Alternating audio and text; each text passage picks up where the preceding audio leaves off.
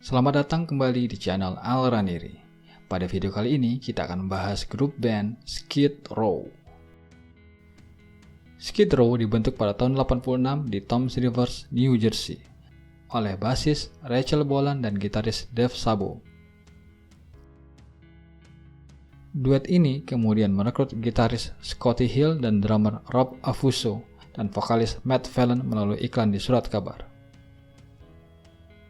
Selanjutnya, Matt Fallon digantikan oleh pemuda 18 tahun Sebastian Bach pada tahun 87 setelah band ini melihat Bach bernyanyi di suatu pernikahan. Band ini mulai memainkan pertunjukan di klub-klub di Amerika bagian timur.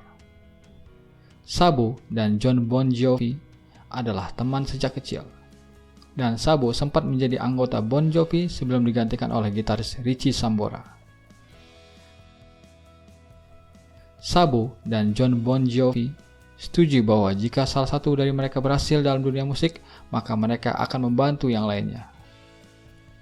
Kemudian, manajer Bon Jovi, Doug McGhee, mencari Skid Row dan mengamankan kontrak rekaman dengan Atlantic Records pada tahun 88.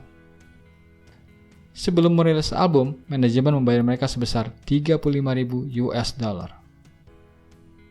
Album debut Skid Row dirilis pada Januari tahun 89 yang merupakan sukses instan. Album mereka mencapai 5 kali platinum yang berarti 5 juta kopi dengan kekuatan dari single mereka 18 and Alive dan I Remember You. Skid Row kemudian menjadi band pembuka untuk Bon Jovi di tour New Jersey sampai dengan pertunjukan di Inggris dan Rusia. Selanjutnya, Skid Row menjadi band pembuka untuk Motley Crue dan Aerosmith dalam apa yang disebut sebagai The Bottle Incident, di mana Sebastian Bach dipukul di atas panggung dengan botol oleh kerumunan orang di sebuah konser di Springfield. Skid Row kembali ke studio dengan Wagoner pada tahun 90 untuk merekam album studio kedua mereka, yaitu Slave to the Grind. Album ini dirilis pada Juni tahun 91 dan memulai debutnya di nomor 1 Billboard 200 dan mendapat 2 kali platinum tanpa hit radio. Skid Row sekali lagi melakukan tur ke seluruh dunia yang berlangsung lebih dari setahun, termasuk menjadi pembuka untuk Guns N' Roses pada tahun 91 dan 92. Sebagai bagian dari tour Slave to the Grind, Skid Row meminta Nirvana untuk menjadi band pembuka mereka, tetapi ditolak langsung oleh Nirvana karena Nirvana mengatakan bahwa Skid Row terlalu homofobia. Setelah tour Slave to the Grind berakhir pada Februari tahun 93, Skid Row rehat sejenak atas rekomendasi manajer mereka sambil menunggu gerakan grunge memudar. Pada periode ini, Skid Row berpisah dengan Wagoner karena arah musik yang berbeda.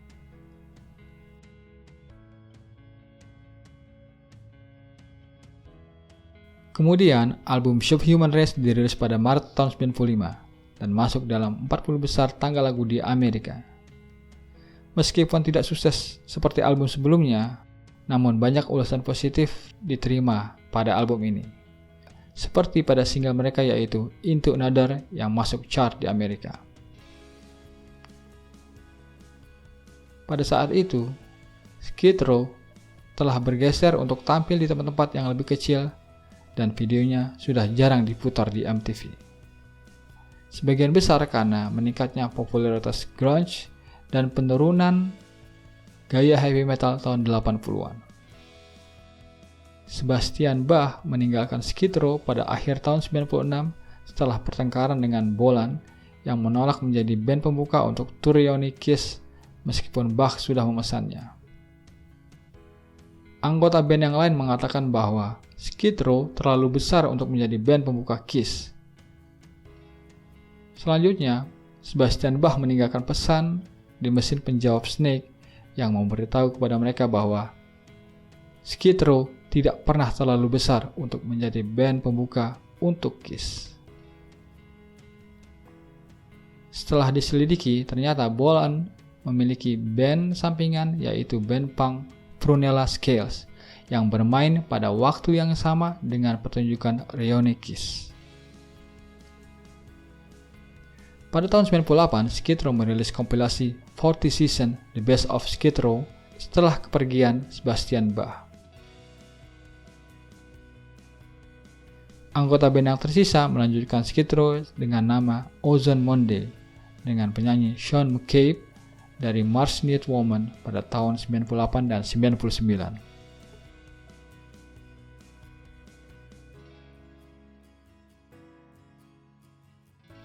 Skid Row dibentuk kembali pada tahun 99 dengan vokalis baru Johnny Solinger dan drummer Phil Ferrone. Setelah terbentuk kembali, band ini menjadi band pembuka untuk Kiss Farewell pada tour tahun 2000. Lompat kepada tahun 2002, mereka adalah bagian dari Rock Never Stop Tour. Kemudian, Skid Row merilis album studio full length keempat mereka, Thick Skin, pada musim panas tahun 2003. Pada tahun 2004, Dave Garrett diumumkan sebagai drummer baru mereka. Album kelima Skid Row yaitu Revolution Per Minute dirilis pada Oktober tahun 2006 oleh SPV Record. Pada tahun 2007, band ini merekam Jingle Bells untuk album Natal Monster Ballads. Pada Januari tahun 2008, mereka tampil sebagai bagian dari Motley Crue dengan Motley Crue, Rat, dan Slaughter.